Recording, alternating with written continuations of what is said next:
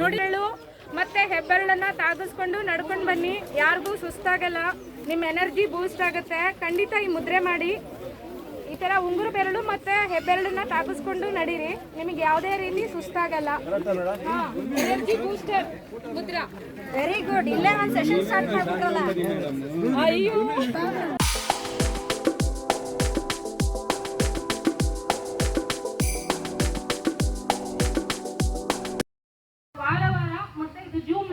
ನಾನು ನಿಮಗೆ ಹೇಳ್ತಾ ಹೋಗ್ತೀನಿ. ಹಾಗಾಗಿ ಕೆಲವೊಂದು ಸೂಕ್ಷ್ಮತೆಗಳಿರುತ್ತೆ, ಅದನ್ನ ತೋರಿಸ್ಬಿಟ್ಟು ಆಮೇಲೆ ಜಾಸ್ತಿ ಮುದ್ರೆಗಳು ಹೇಳೋದಕ್ಕಿಂತ ಇದರಲ್ಲಿ ಸೂಕ್ಷ್ಮತೆಗಳನ್ನ ಹೇಳ್ತಾ ಹೋಗ್ತೀನಿ. ಕೆಲವೊಂದು ಕಾಮನ್ ಮುದ್ರೆಗಳನ್ನ ಹೇಳ್ತಾ ಹೋಗ್ತೀನಿ. ನನಗೆ 20 ನಿಮಿಷ ಕೊಟ್ಟಿದ್ದಾರೆ, ಹಾಗಾಗಿ ನಾನು ಸ್ವಲ್ಪ ನೋಡ್ಕೊಂಡೇ ಮಾಡ್ತೀನಿ. ನಾನ್ ಸ್ಟಾಪ್ ಇದೆ ನನಗೆ. ಮೊದಲನೇದಾಗಿ ಮುದ್ರೆಗಳ ಬಗ್ಗೆ ಪರಿಚಯ ಹೇಳಬೇಕು ಅಂದ್ರೆ, ಇದನ್ನ ಮುದ್ರೆ ಅಂದ್ರೆ ಏನು ಅಂತ.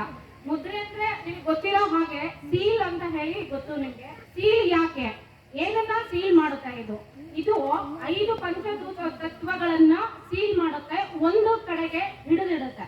ಇಡೀ ಪ್ರಪಂಚ ಒಂದು 5 ತತ್ವಗಳಿಂದ ಆಗಿದೆ ಅಂತ ಎಲ್ರಿಗೂ ಗೊತ್ತು. ಆ ಪ್ರಪಂಚದ ಭಾಗನೇ ನಾವು ಆಗಿದೀವಿ. ಹಾಗಾಗಿ ಹೊರಗಡೆಗೆ ಇರೋದನ್ನ ನಾವು ಬ್ರಹ್ಮಾಂಡ ಅಂತ ಕರಿತೀವಿ, ನಮ್ಮೊಳಗಡೆ ಇರೋದನ್ನ ಪಿಂಡಾಂಡ ಅಂತ ಕರಿತೀವಿ. ಹೊರಗಡೆ ಏನ್ ಪ್ರಕೃತಿ ಆಗಿರುತ್ತೋ ಅದೇ ನಮ್ಮೊಳಗಿದೆ. ಇದು ಯಾವುದೇ ಧರ್ಮಕ್ಕಿಲ್ಲ, ಏನೂ ಇಲ್ಲ. ಇದು ನಮ್ಮ ದೇಹದ ಒಳಗಡೆ ಇರೋ 5 ತತ್ವಗಳನ್ನ ಸಮತೋಲನದಲ್ಲಿ ಇಡೋದು ಅಂತ. ಅಂದ್ರೆ ಆ ತತ್ವಗಳನ್ನ ನಮ್ಮ ಬೇಕಾದ ದೇಹದ ಭಾಗಗಳಲ್ಲಿ ಹಿಡಿದಿಡೋದು, ಸೀಲ್ ಮಾಡೋದು, ಮುದ್ರೆ ಹಾಕಿ ಆ ಭಾಗಗಳಲ್ಲಿ ಹಿಡಿದಿಟ್ಕೊಳ್ಳೋದು ಅಂತ ಮುದ್ರೆ ಮಾಡೋದಕ್ಕೆ ಹೇಳ್ತೀವಿ. ಇದು ಇನ್ನೂ ಒಂದು ಮುದ್ರಾ ಅಂತ ಸಂಸ್ಕೃತದಲ್ಲಿ ಮುದ್ರ, ಆನಂದ ಹೊಂದುವುದು ಅಂತ. ನೀವು ಮುದ್ರೆ ಮಾಡ್ಬೇಕಾದ್ರೆ ನೋವಿನಿಂದ ಮುಕ್ತಿ ಹೊಂದಿ ನಿಮಗೆ ಆನಂದ ಬರುತ್ತೆ. ಹಾಗಾಗಿ ಇದನ್ನ ಮುದ್ರಾ ಶಬ್ದನ ಮುದ್ರಾ ಅಂತ ಹೇಳಿ ಆ ಅರ್ಥದಲ್ಲೂ ತಗೋಬಹುದು.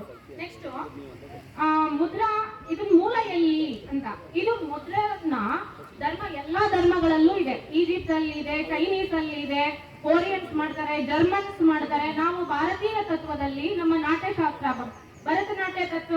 ಭರತನಾಟ್ಯದಲ್ಲೂ ನೀವು ಮುದ್ರಾಗಳನ್ನು ಕಾಣಬಹುದು, ಶಿಲ್ಪಶಾಸ್ತ್ರಗಳಲ್ಲೂ ಕಾಣಬಹುದು. ಹಾಗೂ ನೀವು ಎಲ್ಲಾ ದೇವಸ್ಥಾನಗಳಲ್ಲಿ, ಎಲ್ಲಾ ದೇವರ ಮೂರ್ತಿಗಳಲ್ಲಿ ನೀವು ಮುದ್ರೆಗಳನ್ನ ಹಾಕಿರೋದು ಖಂಡಿತ ನೋಡಿರ್ತೀರಾ. ಈ ಮುದ್ರೆಗಳನ್ನ ಮಂತ್ರಶಾಸ್ತ್ರದಲ್ಲಿ ಇದೆ, ತಂತ್ರಶಾಸ್ತ್ರಗಳಲ್ಲೂ ಇದೆ. ಇದನ್ನ ಮತ್ತೆ ಚಿಕಿತ್ಸಾತ್ಮಕವಾಗಿ ನಾವು ಬಳಸಬಹುದು. ಹಾಗಾಗಿ ಇಲ್ಲಿ ಚಿಕಿತ್ಸೆ ರೂಪದಲ್ಲಿ ನಾವು ನಿಮಗೆ ಮಾಡಿ ತೋರ್ತಾ ಇದೀವಿ, ಮತ್ತೆ ಇದನ್ನ ನಾನು ಬಳಸ್ಕೊಂತಾ ಇದ್ದೀನಿ. ಔಷಧಿ ರಹಿತ ಜೀವನದಕ್ಕೆ ಇದನ್ನ ಮುದ್ರೆಗಳನ್ನ ಬಳಸ್ಕೋಬಹುದು. ಇದು ಅನುಮಾನ ಇರೋರು, ನಾನೇ ಪ್ರತ್ಯಕ್ಷ ಜೀವಂತ ಸಾಕ್ಷಿ ಅಂತ ನಿಮಗೆ ಹೇಳಿದ್ದೀನಿ. 34 ವರ್ಷದ ಡರ್ಮೆಟೋಮಯೋಸೈಟಿಸ್ ಅನ್ನೋ ಕಾಯಿಲೆಯಿಂದ ನಾನು ಹೊರಗಡೆ ಬಂದಿರೋದು ಇದೇ ಇದರಿಂದ. ನಾನು ಹೇಳ್ತಾ ಇರೋದು ಯಾವುದೇ ಪುಸ್ತಕದ ಭಾಷೆಯಿಂದ ಹೇಳ್ತಾ ಇಲ್ಲ, ನನ್ನ ಸ್ವಂತ ಅನುಭವಿಸಿರೋ ಮುದ್ರೆಗಳನ್ನ ನಾನು ನಿಮ್ಗೆ ಹೇಳ್ತಾ ಇದ್ದೀನಿ. ಹಾಗಾಗಿ ನೀವು ಇದನ್ನ ಮಾಡಿ ಔಷಧಿ ರಹಿತ ಜೀವನ ಮಾಡಿ ಅಂತ ಹೇಳೋದಕ್ಕೆ ಇದನ್ನ ಪ್ರಯತ್ನ ಪಡ್ತಾ ಇದ್ದೀನಿ. ನೆಕ್ಸ್ಟ್ ಇದು ಉದ್ದೇಶ ಏನು ಅಂತ ಹೇಳಿ, ಇದು ಆಯಾ ಸಂಪ್ರದಾಯದಲ್ಲಿ ಮಾಡಿದಾಗ ಈ ಸೂಕ್ಷ್ಮ ಶಕ್ತಿಯನ್ನ ನಾವು ಕೇಂದ್ರೀಕರಿಸೋದು ಅಂತ ಒಂದು ಹೇಳಿದೆ. ಎರಡನೇದು ಈ ಸಂಕೇತಗಳು ಅಂತ ಆಗುತ್ತೆ. ಸಂಕೇತಗಳಿಂದ ಬೋಧನೆ ಮಾಡ್ತಾರೆ. ಬೌದ್ಧ ಧರ್ಮದಲ್ಲಿ ಇವನ್ನ ಕೆಲವೊಂದು ಬುದ್ಧ ದೇವ ಇದನ್ನ ಬೋಧನೆ ಮಾಡೋದಕ್ಕೋಸ್ಕರ ಬಳಸಿದ ಅಂತ ಹೇಳ್ತಾರೆ. ನೆಕ್ಸ್ಟ್ ಅನಾರೋಗ್ಯಕ್ಕಂತೂ ಇವಾಗ ನಾವು ಮಾಡ್ತಾ ಇದೀವಿ. ಮತ್ತೆ ಕೊನೆಯದಂದ್ರೆ ಮಾಂತ್ರಿಕ ಶಕ್ತಿಯಲ್ಲೂ ಇದನ್ನ ಬಳಸೋದು. ಮುದ್ರಾ, ಮಂತ್ರ, ತಂತ್ರ ಅಂತ ಹೇಳಿ ತಾಂತ್ರಿಕ ಶಕ್ತಿಗಳಲ್ಲೂ ಇದನ್ನ ಬಳಸ್ತಾರೆ ಮುದ್ರಾನ. ಹಾಗಾಗಿ ಇದು ಅಷ್ಟು ಪ್ರಚಲಿತದಲ್ಲಿ ಬರಲಿಲ್ಲ. ಆದ್ರೆ ಒಳ್ಳೆ ಉದ್ದೇಶಕ್ಕಾಗಿ ಬಳಸೋದಂದ್ರೆ ಆರೋಗ್ಯಕ್ಕಾಗಿ, ಚಿಕಿತ್ಸಾತ್ಮಕವಾಗಿ ನಾವು ಮುದ್ರೆಗಳನ್ನ ಬಳಸಬಹುದು. ನೆಕ್ಸ್ಟ್ ಇದನ್ನ ಮೂಲಭೂತವಾಗಿ ಒಂದು ನಾವು ಸ್ಟೇಟ್ಮೆಂಟ್ ಹೇಳ್ತೀವಿ. ಏನಂತಂದ್ರೆ ವಾಕ್ಯನ ಮುದ್ರೆಗಳು ಅಂತಂದ್ರೆ ಮೌಖಿಕವಾಗಿ ಒಂದು ಸಂವಹನ ಕ್ರಿಯೆ. ನಾವು ಪ್ರಕೃತಿ ಜೊತೆಗೆ ಮಾತಾಡ್ತೀವಿ. ಮುದ್ರೆ ಅಂದ್ರೆ ಏನು, ಮೂಲಭೂತವಾಗಿ ಏನ್ ಮಾಡ್ತಾ ಇದೀವಿ ಉದ್ದೇಶ ತಿಳ್ಕೋಬೇಕು. ಯೋಗಾಸನ ಆಗ್ಲಿ ಏನೇ ಮಾಡ್ಬೇಕಾದ್ರೆ ನಾವು ಪ್ರಕೃತಿ ಜೊತೆಗೆ ಮಾತಾಡ್ತಾ ಇದೀವಿ ಅಂತ.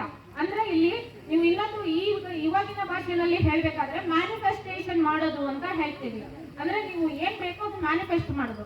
ಇದನ್ನು ನಾವು ಪ್ರಕೃತಿಗತವಾಗಿ ನಮ್ಮ ಕೈ ಬೆರಳುಗಳನ್ನ ಬೆಳೆಸ್ಕೊಂಡು ನಾವು ಪ್ರಕೃತಿಗೆ ಹೀಗೆ ಮಾಡಿ ಅಂತ ನಾವು ಪ್ರಕೃತಿಗೆ ಪ್ರಾರ್ಥನೆ ಮಾಡ್ತೀವಿ, ಆರ್ಡರ್ ಮಾಡಲ್ಲ.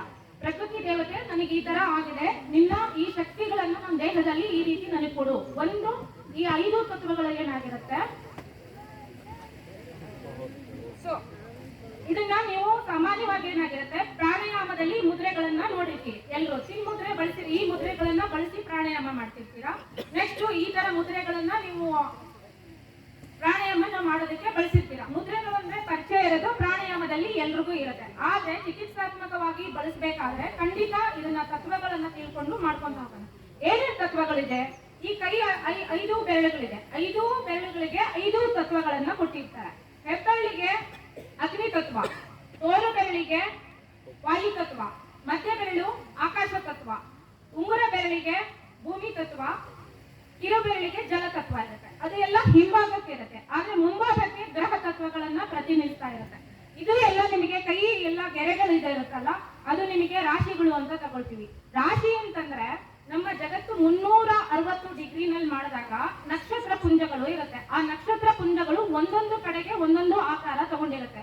ಮೇಷ, ವೃಷಭ ಅಂತ ನೀವು ಬಹುಶಃ ನೋಡಿರ್ತೀರಾ. ಆ ರೀತಿ ಇರ್ಬೇಕಾಗಿರೋದ್ರೆ ಅವು ಒಂದೊಂದು ತತ್ವಗಳನ್ನ ತಗೊಂಡಿರ್ತೀವಿ. ಅಂದ್ರೆ ಒಂದು ಮಣ್ಣಿನ ತತ್ವ ಇರುತ್ತೆ, ಒಂದು ಗಾಳಿ ತತ್ವ ಇರುತ್ತೆ, ಒಂದು ಅಗ್ನಿ ತತ್ವ, ಒಂದು ಜಲ ತತ್ವ ಇರುತ್ತೆ. ಅದರ ಆಧಾರದ ಮೇಲೆ ಮಾಡೋದು. ನಂದು ಪ್ರಮುಖವಾಗಿ ನಾನು ಮಾಡ್ತಾ ಇರೋದು ಅಭ್ಯಾಸ ಏನು ಅಂದ್ರೆ, ಅಥವಾ ಚಿಕಿತ್ಸೆ ಕೊಡ್ತಾ ಇರೋದು ಏನು ಅಂದ್ರೆ, ಜ್ಯೋತಿಷ್ಯ ಅಂದ್ರೆ ವೈದ್ಯಕೀಯ ಜ್ಯೋತಿಷ್ಯ ಆಧಾರದ ಮೇಲೆ ಮುದ್ರಾ ಚಿಕಿತ್ಸೆಯನ್ನ ಕೊಡ್ತಾ ಇದೆ. ಅದು ತುಂಬಾ ಪರಿಣಾಮಕಾರಿಯಾಗಿರುತ್ತೆ. ಸೊ ಇವಾಗ ಮುದ್ರೆನ ನಾನು ಹೇಳಿದೆ, ಈ ತತ್ವಗಳನ್ನ, ಈ 5 ಕೈ ಬೆರಳುಗಳನ್ನ ನೋಡಿ ಹೇಗ್ ಮಾಡೋದು ಅಂತಂದ್ರೆ, ಇದು ಏನಾಗಿರುತ್ತೆ, ಈ ಮುದ್ರೆಗಳನ್ನ ಇದು ಕೈ ಮಡಿಸಿದಾಗ ಈ ತತ್ವಗಳು ಕಡಿಮೆ ಆಗ್ತಾ ಹೋಗುತ್ತೆ. ಒಂದು ಸಾಮಾನ್ಯವಾಗಿ ನೀವು ವಾಯು ತತ್ವ ಜಾಸ್ತಿ ಆಗಿದೆ, ಗ್ಯಾಸ್ಟ್ರಿಕ್ ಆಗಿದೆ, ಬ್ಲೋಟಿಂಗ್ ಆಗಿದೆ ಅಂದಾಗ ಈ ವಾಯು ತತ್ವ ಇದೆ ನಿಮ್ಗೆ. ಈ ವಾಯು ತತ್ವದ ಬೆರಳನ್ನ ನಾವು ಹೆಬ್ಬೆರಳಿನ ಗೆರೆ ಇದೆ, ಇಲ್ಲಿ ಕೆಳಗಡೆ ಗೆರೆ ಕಾಣಿಸುತ್ತಲ್ವಾ ಎಲ್ಲರಿಗೂ, ಆ ಬೆರಳಿನ ಇಲ್ಲಿ ತಾಗಿಸ್ತೀವಿ ನಾವು. ಆ ತಾಗಿಸಿದಾಗ ಈ ವಾಯು ತತ್ವ ಏನಾಗುತ್ತೆ, ಕಡಿಮೆ ಆಗತ್ತೆ. ಇದಾದ್ಮೇಲೆ ಉಳಿದ ಬೆರಳನ್ನು ಸೀದಾ ಇಟ್ಕೊಳ್ತೀವಿ. ಈ ಹೆಬ್ಬೆರಳನ್ನ ಈ ಉಗುರಿನ ಹಿಂಭಾಗ, ಅದನ್ನ ನಕಲ್ಸ್ ಅಂತ ಕರಿತೀವಿ, ಆ ಗಂಟಿನ ಮೇಲೆ ಇರ್ಬೇಕು. ಉಗುರಿಗೆ ತಾಕ್ಸೋ ಹಾಗಿಲ್ಲ, ಮುದ್ರೆ ಮಾಡ್ಬೇಕಾದ್ರೆ ಉಗುರಿಗೆ ತಾಕ್ಸೋ ಹಾಗಿಲ್ಲ, ಮತ್ತೆ ಬೇರೆ ಪರಿಣಾಮ ಬೀರುತ್ತೆ. ಈ ರೀತಿನೇ ವಾಯು ಮುದ್ರೆ ಅಂದ್ರೆ ಈ ರೀತಿನೇ ಹಿಡ್ಕೋಬೇಕು. ಪರಿಣಾಮ ಇಲ್ಲಿ ಕಾಣಿಸ್ತಾ ಇದೆ ಅಲ್ವಾ, ನಾನು ಎಲ್ರಿಗೂ ಮಾಡ್ತಾ ಇರೋದು. ನಕಲ್ಸ್ ಮೇಲೆನೆ ನೀವು ಇಟ್ಕೋಬೇಕು ಬೆರಳು, ಮತ್ತೆ 3 ಬೆರಳನ್ನ ಬಿಡಿ ಆದ್ರೆ ಮತ್ತೆ ಬೇರೆ ಪರಿಣಾಮ ಆಗುತ್ತೆ. ಇದನ್ನ ಅಂಟಿಸ್ಕೊಂಡಿರ್ಬೇಕು, ಎಲ್ಲಾ ಬೆರಳುಗಳನ್ನ ತಾಕ್ಸಿರ್ಬೇಕು. ಇದನ್ನ ವಾಯು ಮುದ್ರೆ ಅಂತ ಕರಿತೀವಿ. ಇದು ವಾಯು ಮುದ್ರೆ ಮಾಡ್ಬೇಕಾದ್ರೆ ಕುತ್ಕೊಳ್ಳೋದು ಹೇಗೆ ಅಂತ ನೋಡ್ತೀನಿ, ಹೇಳ್ಕೊಡ್ತೀನಿ. ಮೇನ್ ಆಗಿರೋದು, ಒಂದು ನೀವು ಕ್ರಾಸ್ ಲೆಗ್ ಅಂತ ಹೇಳ್ತೀವಿ, ಈ ರೀತಿ ಕುತ್ಕೋಬಹುದು. ಅಥವಾ ಪದ್ಮಾಸನ ಹಾಕೋ ರೂಢಿ ಇರೋರು ಪದ್ಮಾಸನದಲ್ಲಿ ಹಾಕೋಬಹುದು. ಅಥವಾ ನೀವು ಚೇರ್ ಪೊಸಿಷನ್ ಅಲ್ಲಿ ಕುತ್ಕೊಂಡಾಗ ಚೇರ್ ಪೊಸಿಷನ್ ಅಲ್ಲಿ ಕುತ್ಕೋಬಹುದು. ಅಥವಾ ನೀವು ನಿಮಗೆ ಮಲ್ಕೊಂಡು ಮಾಡೋರಿದ್ದರು, ಅಥವಾ ತುಂಬಾ ವಯಸ್ಸಾದವರು ಇರ್ತಾರೆ, ಅದನ್ನು ಮಾಡಬಹುದು. ಯಾವ್ದು ಪ್ರಯಾಣ ಮಾಡ್ಬೇಕಾದ್ರೆ ಮಾಡ್ಬೋದು. ಖಾಲಿ ಕೈ ಇರ್ಬೇಕಾದ್ರೆ, ಇವಾಗ ಎಲ್ರು ಕೈ ಫ್ರೀ ಇದೆ ಅಲ್ವಾ, ಅದನ್ನ ನೀವು ಪ್ರಯೋಗಾತ್ಮಕವಾಗಿ ಮಾಡ್ಬೋದು. ಒಂದೊಂದನ್ನ ನಾನು ನಿಮ್ಗೆ ಹೇಳ್ತಾ ಹೋಗ್ತೀನಿ. ಪ್ರಯೋಗಾತ್ಮಕ ಒಂದು ತತ್ವ ಹೇಳಿದ್ರೆ 5 ಬೆರಳುಗಳ ತತ್ವಗಳನ್ನ ನೆನ್ಪಿಟ್ಕೋಬೇಕು. ಎರಡನೇದು ಏನು ಅಂತಂದ್ರೆ, ಈ ಮಡಿಚಿದಾಗ ಈ ವಾಯು ತತ್ವ ಕಡಿಮೆ ಆಗುತ್ತೆ. ಈ ಮುದ್ರೆಯಲ್ಲಿ ಈಗ ಮಧ್ಯ ಇದೆ ಆಕಾಶ ತತ್ವ, ಇದನ್ನ ಕಡಿಮೆ ಆಗುತ್ತೆ. ಆಕಾಶ ತತ್ವ ಏರ್ ಸ್ಪೇಸ್ ಜಾಸ್ತಿ ಆಗಿರುತ್ತೆ. ಇಲ್ಲಿ ಏನಾಗಿರುತ್ತೆ, ಮಣ್ಣಿನ ತತ್ವ ಜಾಸ್ತಿ ಜಡ ಆಗಿರ್ತೀವಿ, ಅವಾಗ ಇದನ್ನ ಕಡಿಮೆ ಮಾಡೋದು. ಮತ್ತೆ ಇದು ಜಲ ತತ್ವ ಆಗಿರುತ್ತೆ, ಇದ್ರದ್ದು ಪ್ರಾಮುಖ್ಯತೆ ಹೇಳ್ತಾ ಹೋಗ್ತೀನಿ. ಈ ರೀತಿ ತತ್ವಗಳು ಕಡಿಮೆ ಆಗುತ್ತೆ. ಇದನ್ನ ಈ ರೀತಿ ಕೈ ತಾಗಿಸಿದಾಗ ಇದು ಏನಾಗುತ್ತೆ, ಸಮತೋಲನಕ್ಕೆ ಬರುತ್ತೆ. ಇವಾಗ ಮಣ್ಣಿನ ತತ್ವ ಸಮತೋಲನ, ಇದು ಪೃಥ್ವಿ ಮುದ್ರೆ ಆಗುತ್ತೆ. ಸೊ ಈ ತರ ಇದನ್ನ ಬ್ಯಾಲೆನ್ಸ್, ಇದು ಮೇನ್ ತತ್ವ. ಈಗ ನಿಮಗೆ ಪ್ರಮುಖವಾಗಿ ಹೇಳ್ತಾ ಹೋಗ್ತೀನಿ. ಈ ನಮ್ಮ ದೇಹದಲ್ಲಿ ಮುಖ್ಯ ಪ್ರಾಣವಾಯುವಿನಲ್ಲಿ 10 ವಾಯುಗಳಿರುತ್ತೆ. 10 ವಾಯುಗಳಲ್ಲಿ 5 ಮುಖ್ಯ ವಾಯುಗಳು, ಮುಖ್ಯ ಪ್ರಾಣವಾಯುವಿನಲ್ಲಿ 5 ಮುಖ್ಯ ವಾಯುಗಳಿರುತ್ತೆ. ಅದರಲ್ಲಿ ಒಂದು ಅಪಾನ ವಾಯು ಅಂತ ಕರಿತೀವಿ. ಅಪಾನ ವಾಯುಗೆ ಮೊದಲೇ ಮುದ್ರೆ ಈ ರೀತಿ ಮಾಡ್ತೀವಿ. ಯಾವ್ಯಾವ ನೋಡಿ ನೀವು ಪ್ರಯೋಗ ಮಾಡಿ, ನಾನು ಹೇಳಿದಾಗೆಲ್ಲ ಫಾಲೋ ಮಾಡಿ ಎಲ್ರು.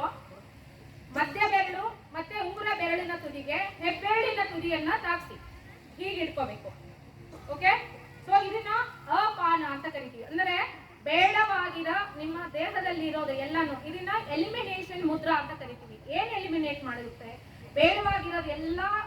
ಅಂದ್ರೆ ಇಲ್ಲಿ 9 ದೇಹ ಅನ್ನೋದು 9 ತೂತಿನ ಕೊಡ ಅಂತ ಚೆನ್ನಪ್ಪ ಚೆನ್ನಗೌಡ ಅಂತ ಹಾಡಿನಲ್ಲಿ ಹೇಗಿದೆ ಅಲ್ಲ, ಆ ರೀತಿ 9 ರಂಧ್ರಗಳಿರುತ್ತೆ. ಅದರಿಂದ ಹೊರಗೆ ಹೋಗ್ತಾ ಇದೆ. ಕಿವಿನಲ್ಲಿ ಹಕ್ಕಿ ಇಟ್ಕೊಳ್ಳೋದು ಅದೆಲ್ಲ ಮಾಡಬಾರ್ದು. ಅದು ಒಂದು ಒಳಗೆ ಹೊರಗೆ ಹೋಗೋದು. ಮೂಗಿನ ಹೊಳೆ ಆಗ್ಬೋದು, ಕಣ್ಣಲ್ಲಿ ನೀರು ಬರ್ಬೋದು, ನೀವು ಮಾಡಿದಾಗ ಆಕಳಿಕೆ ಆಗ್ಬೋದು, ಈ ತರ ಎಲ್ಲ ಇರುತ್ತೆ. ಇದು ಅಪಾನ ಮುದ್ರೆ ಅಂತ ಕರಿತೀವಿ. ಇದೇ ರೀತಿ ಮಾಡ್ಬೇಕು. ಇದನ್ನ ಈ ರೀತಿನೇ ತುಂಬಾ ಫೆದರ್ ಟಚ್ ಆಗಿಟ್ಕೋಬೇಕು. ತುಂಬಾನೇ ಅಂದ್ರೆ ತುಂಬಾ ಹಗುರವಾಗಿ, ಎಷ್ಟು ಹಗುರವಾಗಿ ಇಟ್ಕೊಂಡಿರ್ತೀರೋ ಅಷ್ಟು ಪರಿಣಾಮ ಇರುತ್ತೆ. ಮುದ್ರಾ ಅನ್ನೋದು ನಿಮ್ಗೆ ಮರ್ಮ ಚಿಕಿತ್ಸೆ ಅಂತ ಕೇಳಿದ್ದೀರಾ, ಪ್ರೆಷರ್ ಥೆರಪಿ ಅಂತೀವಿ, ಅಥವಾ ರಿಫ್ಲೆಕ್ಸಾಲಜಿ ಅಂತ ಕರಿತೀವಿ. ಅದರ ಆಧಾರದ ಮೇಲೆ ಇದು ಮಾಡಿರ್ತಾರೆ. ಅದು ಮುಂದುವರೆದ ಭಾಗ. ಅಲ್ಲೇನ್ ಮಾಡ್ತಾರೆ, ಒತ್ತಿರ್ತಾರೆ ಅಷ್ಟೇ. ಇಲ್ಲಿ ಪ್ರೆಸ್ ಮಾಡೋದು, ಈ ಬಿಂದುಗಳು ಅಂತ ಹೇಳ್ತೀವಿ. ಕೈ ಏನಾಗಿರುತ್ತೆ, ಮುಖ್ಯವಾಗಿ ಏನು ಅಂತಂದ್ರೆ ವಾಟ್ ಯುವರ್ ಡೂಯಿಂಗ್, ಏನ್ ಮಾಡ್ತಾ ಇದೀವಿ. ಇದನ್ನ ನಾವು ದೇಹನ ನಾವು ಒಂದು ಪ್ರಕೃತಿಯ ಸುಂದರವಾದ ರೋಗ ಅಂತ ತಗೊಂಡ್ರೆ, ಅಲ್ಲಿ ಸರ್ಕ್ಯೂಟ್ ಕೊನೆಗೆ ನಮ್ಮ ದೇಹದ ತುದಿ, ಕೈ ಬೆರಳಿನ ತುದಿ ಭಾಗ ಸರ್ಕ್ಯೂಟ್ ಎಂಡ್ ಆಗಿರುತ್ತೆ. ಆ ಸರ್ಕ್ಯೂಟ್ ಅನ್ನ ಕಂಪ್ಲೀಟ್ ಮಾಡೋದಕ್ಕೋಸ್ಕರ ಈ ಮುದ್ರೆಗಳನ್ನ ಮಾಡ್ತೀವಿ. ನಿಮ್ಮ ದೇಹದಲ್ಲಿರೋ ಏನು ವಾಯು 5 ಪಂಚತತ್ವಗಳ ವಾಯುಗಳು ಏನಿರುತ್ತೆ ಇದು ಬ್ಯಾಲೆನ್ಸ್ ಆಗುತ್ತೆ. ಇದನ್ನ ಅಪಾನ ವಾಯು ಅಂತ ಕರಿತೀವಿ. ಇದನ್ನ ಊಟ ಆಗಿಂದೇ ಮಾಡ್ಬೋದು. ತುಂಬಾ ಹೆವಿ ಊಟ ಮಾಡಿರ್ತೀರಾ, 4 ಹೋಳಿಗೆ ತಿಂದಿರ್ತೀರಾ, ಸ್ವೀಟ್ ಎಲ್ಲ ತಿಂದಿರ್ತೀರಾ, ಫಂಕ್ಷನ್ಗಳು ಅಟೆಂಡ್ ಮಾಡಿರ್ತೀರಾ, ಮಧ್ಯಾಹ್ನ ಒಂದು ರಾತ್ರಿ ಒಂದು ರಿಸೆಪ್ಷನ್, ಚೆನ್ನಾಗಿ ಇರ್ಲಿ ತಿನ್ನು ಅಂದಿರ್ತಾರೆ, ತುಂಬಾ ಹೊಟ್ಟೆ ಭಾರ ಆಗಿರುತ್ತೆ, ಅವಾಗ ಅಪಾನ ಮುದ್ರೆ ಮಾಡ್ಬೋದು. ಇದು ಮತ್ತೆ ಇದು ಅಪಾನ ಮುದ್ರೆ ಅಂದ್ರೆ ಬರೀ ದೈಹಿಕ, ಎಲ್ಲಾ ಮುದ್ರೆಗಳು ಅಂದ್ರೆ ದೈಹಿಕವಾಗಿನ ಖಂಡಿತ ಬರೀ ದೈಹಿಕವಾಗಿ ಅಲ್ಲ, ದೈಹಿಕವಾಗಿ, ಮಾನಸಿಕವಾಗಿ, ಆಧ್ಯಾತ್ಮಿಕವಾಗಿ ಇನ್ನೂ ಒಂದು ಆನಂದಗೊಳ್ಳೋದು ಅಂತ ಹೇಳಿದೆ. ಮುದಗೊಳ್ಳೋದು ಮುದ್ರೆ ಅಂತಂದ್ರೆ ಆನಂದ ಆಗತ್ತೆ. ಹಾಗಾಗಿ ಇದನ್ನ 4 ಹಂತಗಳನ್ನು ನೀವು ಪ್ರಯತ್ನ ಮಾಡಬಹುದು. ಅಪಾನ ಮುದ್ರೆ ಬೇಡವಾಗಿದ್ದು ವಸ್ತು ಇಟ್ಕೊಂಡಿರ್ತೀರಾ, ಬೇಡವಾದ ಸಂಬಂಧಗಳು ಇರುತ್ತೆ, ಬೇಡವಾದ ಪ್ರಾಜೆಕ್ಟ್ ಅಲ್ಲಿ ಇನ್ವೆಸ್ಟ್ ಮಾಡಿರ್ತೀರಾ, ಆದ್ರೆ ಬ್ಯಾಕ್ ತಕ್ಕೊಳ್ಬೇಕು ಅಂತೀರಾ, ಅವಾಗ್ಲೂ ಆಗಿರಲ್ಲ. ಕೆಲವೊಂದು ವಸ್ತುಗಳಿಗೆ ನಾವು ಅಟ್ಯಾಚ್ ಆಗಿರ್ತೀವಿ, ಕೆಲವೊಂದು ಸಂಬಂಧಗಳು ಇರುತ್ತೆ, ಬೇಡಾಗಿರುತ್ತೆ, ಆದ್ರೂ ಮಾತಾಡ್ತಿರ್ತೀರಾ. ಎಲ್ಲದಕ್ಕೂ ಪರಿಹಾರ ಎಲಿಮಿನೇಷನ್. ಮನೆ ಸ್ವಚ್ಛ ಮಾಡ್ಕೊಳ್ತೀರಾ, ನೆಲ ಒರೆಸ್ಕೊಂತೀರಾ, ನೀವು ಸ್ನಾನ ಮಾಡ್ತೀರಾ, ಆದ್ರೆ ದೇಹದಲ್ಲಿರೋ ಮನಸ್ಸು, ಆತ್ಮ ಯಾರು ಮಾಡ್ಕೊಳ್ಳೋರು? ಸರಿ ಯಾರು ಮಾಡ್ಕೊಳ್ಳಲ್ಲ. ಅದಕ್ಕೆ ಇದು ಅಪಾರ ಮುದ್ರೆ. ಇನ್ನೂ ಒಂದು ಮುದ್ರೆಗಳನ್ನ ಮಾಡ್ಬೇಕಾದ್ರೆ ಕರ್ಮಾಧಾರಿತ ಅಂತ ತಗೊಳ್ತೀವಿ. ಆಹಾರ ವಿಹಾರ ವಿಚಾರ ಅಂತ. ನಮ್ಮ ಆಹಾರ ವಿಹಾರ ವಿಚಾರ, ಆಹಾರದ ಪಥ್ಯ, ನಮ್ಮ ಮ್ಯಾರೇಜ್ ಅಲ್ಲಿ ಪಥ್ಯ, ಇವೆಲ್ಲ ಇಟ್ಕೊಂಡು ಕರ್ಮಾಧಾರಿತ ನಮ್ಮ ಅರಿಷಡ್ವರ್ಗಗಳು ಸರಿಯಾಗಿದ್ರೆ ಮಾತ್ರ ಈ ಮುದ್ರೆಗಳು ಕೆಲಸ ಮಾಡುತ್ತೆ. ನಮ್ಮ ಅನುಗುಣವಾಗಿ ಮಾತ್ರ ಈ ಮುದ್ರೆಗಳು ಮಾಡುತ್ತೆ.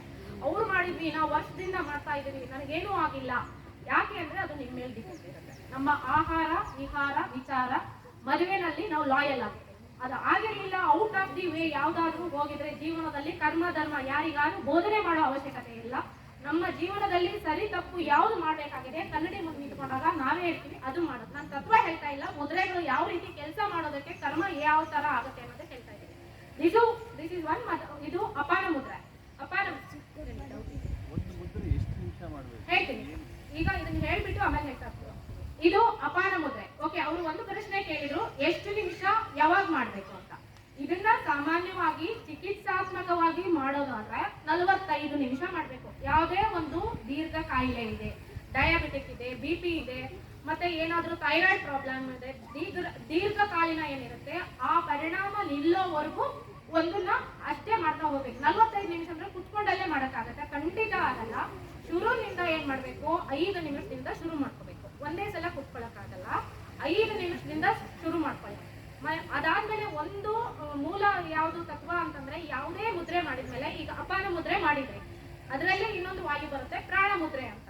ಯಾವ ಬೆರಳು ತಾಕಿಸ್ಬೇಕು ನೋಡಿ, ಕಿರು ಬೆರಳು, ಉಂಗುರದ ಬೆರಳು, ಈ 2 ಬೆರಳನ್ನ ಈ ರೀತಿ ಅಗಲ ಮಾಡಂಗಿಲ್ಲ, ಇದೇ ರೀತಿ ಕೂಡಿಸ್ಕೊಂಡಿರ್ಬೇಕು. ಈ ರೀತಿ ಮಾಡಿದ್ರೆ ಮತ್ತೆ ಬೇರೆ ಆಗುತ್ತೆ. ಸೀದಾ ಇಟ್ಕೋಬೇಕು, ಮತ್ತೆ ಈ ರೀತಿ ಇಟ್ಕೋಬೇಕು. ನಾನು ಮೂಲ ಮೇಲೆ ಬಂದು ಕುತ್ಕೊಂಡಿದ್ದಂದ್ರೆ ಈ ತೊಡೆ ಮೇಲೆ ಇದೇ ರೀತಿ ಇಟ್ಕೋಬೇಕು, ಈ ತರ ಇಟ್ಕೋಬೇಕು, ಸ್ಟ್ರೈಟ್ ಆಗಿ ಇಟ್ಕೋಬೇಕು ಮೇಲೆ. ಇದಾದ್ಮೇಲೆ ಮುದ್ರೆ ಮಾಡ್ಬೇಕಾದ್ರೆ ಗಮನ ಯಾವ್ಯಾವ ಕೊಡಬೇಕು. ನಾನು ಸ್ಪೂನ್ ಫೀಡಿಂಗ್ ಕೊಡಲ್ಲ, ಎಲ್ರಿಗೂ ನೀವು ಮಾಡ್ಬಿಟ್ಟು ನನಗೆ ಅನುಭವ ಹೇಳ್ಬೇಕು. ಮತ್ತೆ ನಾನು ಇವಾಗ ಭಾನುವಾರ ಸೆಷನ್ ಮಾಡ್ತೀನಿ, ಈ ಮುದ್ರೆಗಳು ಹೇಳಿದ್ದು ಎಲ್ಲೆಲ್ಲಿ ಅನುಭವ ಆಗುತ್ತೆ ಅಂತ ಹೇಳ್ಬೇಕು. ಅಪಾನ ಮುದ್ರೆ ಮಾಡಿದಾಗ ನಿಮ್ಮ ದೇಹದಲ್ಲಿ ಯಾವ ಭಾಗದಲ್ಲಿ ನೀವು ಅನುಭವ ಕಂಡ್ಕೊಂಡ್ರಿ ಅಂತ ನನಗೆ ಫೀಡ್ಬ್ಯಾಕ್ ಕೊಡ್ಬೇಕು. ನಾನು ಸ್ಪೂನ್ ಫೀಡಿಂಗ್ ಎಲ್ಲೂ ನಿಮಗೆ ಪ್ಲಾಸಿಬೋ ಎಫೆಕ್ಟ್ ಕೊಡಲ್ಲ.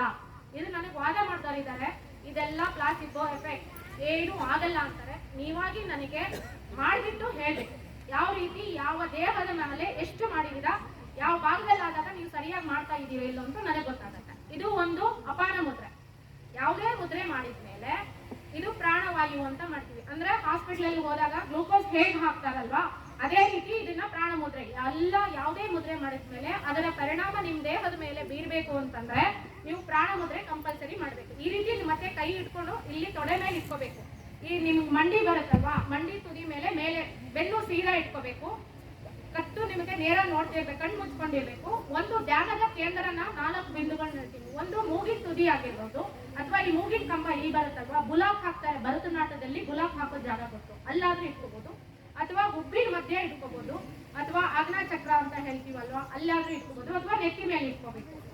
ಅಥವಾ ನೀವು ಇದು ಎಲ್ಲ ಏನೂ ಮಾಡೋಕ್ಕಾಗಲ್ಲ ಮೇಡಮ್, ನನಗೆ ಏನೋ ಕಾನ್ಸಂಟ್ರೇಷನ್ ಗಮನನೇ ಬರಲ್ಲ, ಮುದ್ರೆ ಮಾಡಬೇಕು ಅಂತಲ್ಲ, ಒಂದು ಕೊಟ್ಟಿರುತ್ತೆ ಸುಮ್ಮನೆ ಇಟ್ಕೊಂಡು ಕೂತ್ಕೊಳ್ಳಿ. This is mechanical things. ನೀವು ಏನೂ ಮಾಡಬೇಕಾಗಿಲ್ಲ, ಯು ಜಸ್ಟ್ ಡೂ ಇಟ್. ಮಾಡ್ಬೇಕಾ ಇಟ್ಕೊಳ್ಳಿ, ಟಿವಿ ನೋಡ್ಬೇಕಾದ್ರೆ ಮಾಡಿ, ಮಾತಾಡ್ಬೇಕಾದ್ರೆ ಮಾಡಿ, ಕೈ ಯಾವಾಗ ಫ್ರೀ ಇರುತ್ತೋ ಅವಾಗ ಮಾಡಿ. ಫೋನ್ ಮಾಡ್ಬೇಕಾದ್ರೆ ಮಾತಾಡ್ತಿರ್ತೀರಾ, ಆದ್ರೆ ಟಿವಿನಲ್ಲಿ ಹಾಕೋಬೇಡಿ.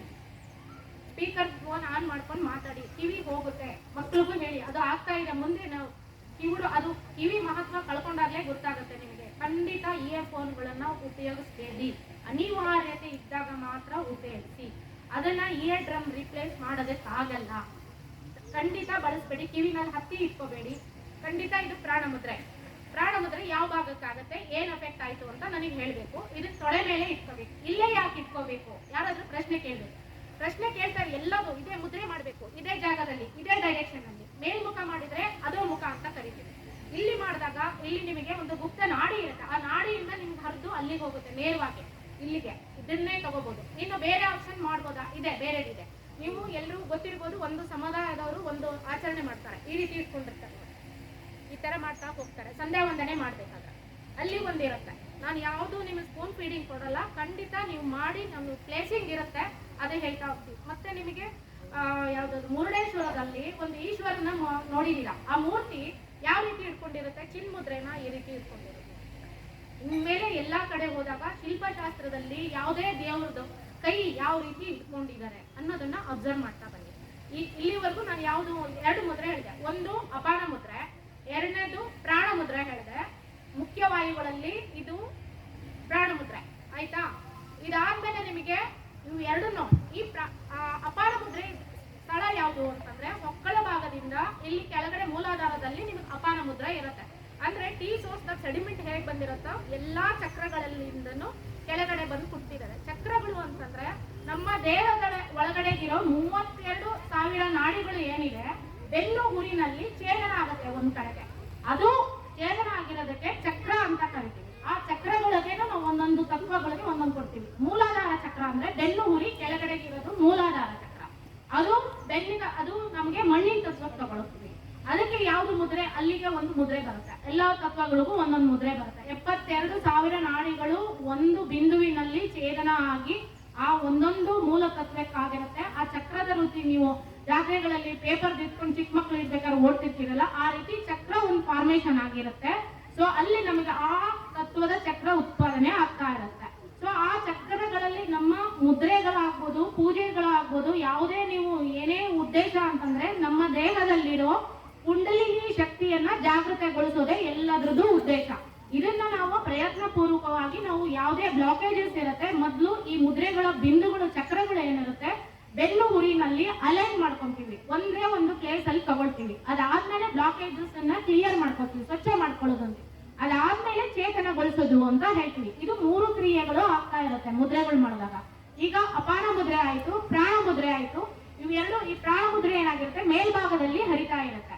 ಈ ಎರಡನ್ನೂ ಬ್ಯಾಲೆನ್ಸ್ ಮಾಡೋದಕ್ಕೋಸ್ಕರ ಸಮಾನ ಮುದ್ರೆ ಅಂತ ಮಾಡ್ತೀವಿ. 5 ಬೆರಳುಗಳನ್ನ ಇಟ್ಕೊಂಡು ಸಮಾನ ಮುದ್ರೆ ಆಗುತ್ತೆ. ಇದು ಈ ರೀತಿ ಮಾಡಿದ್ರೆ ಇವೆರಡನ್ನೂ ನಾವು ಒಂದೇ ರೀತಿ ತಗೊಳ್ಳೋದಕ್ಕೆ ಈ ಹೊಕ್ಕಳು ಮಧ್ಯೆ ಒಪೆಯಿಂದ ಉಸಿರಾಟ ಶುರು ಆಗುತ್ತೆ. ಇದು ಸಮಾನ ಮುದ್ರೆ ಅಂತ. ಮೇಲ್ಮುಖ ಮಾಡಿದ್ರೆ ಅದೋ ಮುಖ ಅಂತ, ಕೆಳಗಡೆ ಮಾಡಿದ್ರೆ ಇಳಿ ಮುಖ ಅಂತ ತಗೊಳ್ತೀವಿ. ಇದು ಅದೋ ಮುಖ. ಓಕೆ, ಇದು ಪ್ರಾಣ ಮುದ್ರೆ ಅಂತ. ಇದು ಸಮಾನ ಮುದ್ರೆ. ಇದಾಗಿಂದ ನಿಮಗೆ ವ್ಯಾನ ಮುದ್ರೆ ಅಂತ ಹೇಳಿ. ವ್ಯಾನ ಮುದ್ರೆ ಅಂದ್ರೆ ಹೆಬ್ಬೆರಳು, ತೋರು ಬೆರಳು, ಮಧ್ಯ ಬೆರಳನ್ನ ತಾಕ್ಸಿದ್ರೆ ವ್ಯಾನ ಮುದ್ರೆ ಅಂತ ಬರುತ್ತೆ. ಇದು ವ್ಯಾನ ಮುದ್ರೆ. ಇದು ಆಗಿಂದ ನಿಮಗೆ ಇದು ಉದಾನ ಮುದ್ರೆ ಅಂತ ಬರುತ್ತೆ. ಇದು ಕತ್ತಿನ ಮೇಲೆ ಬರುತ್ತೆ.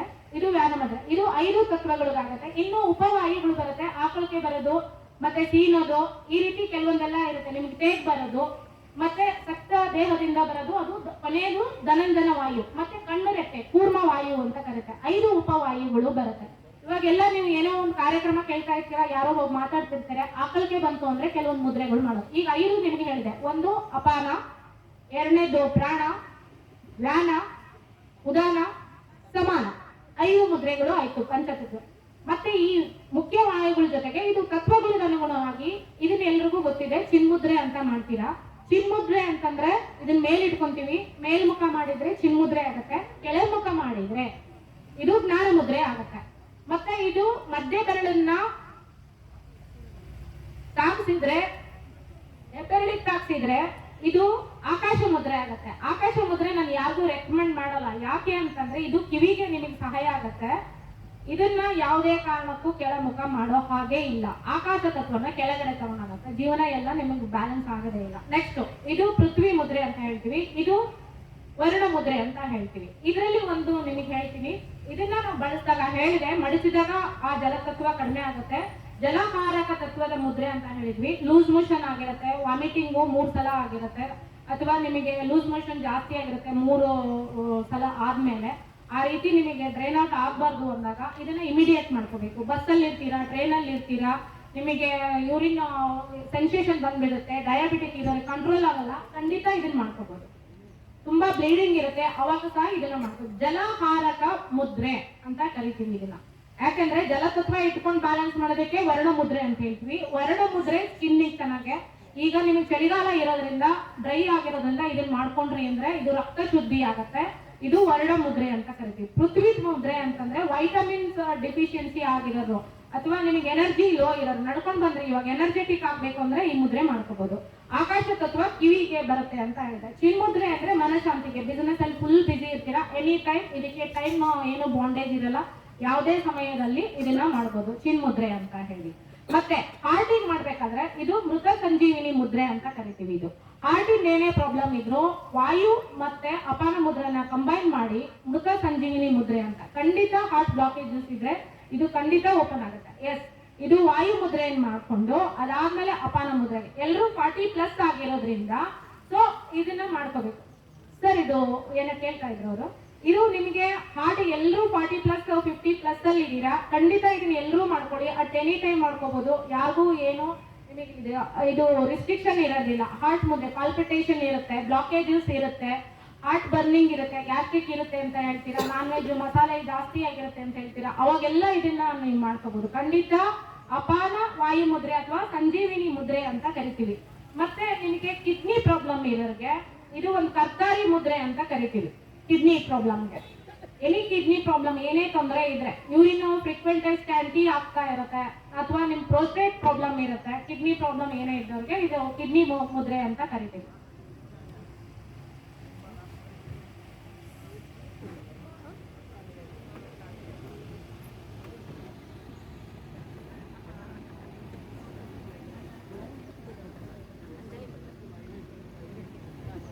ಎಲ್ಲರಿಗೂ ನಿಮಗೆ ಸುಪರಿಚಿತ ಮುದ್ರೆ ಅಂದ್ರೆ ಅಂಜಲಿ ಮುದ್ರೆ.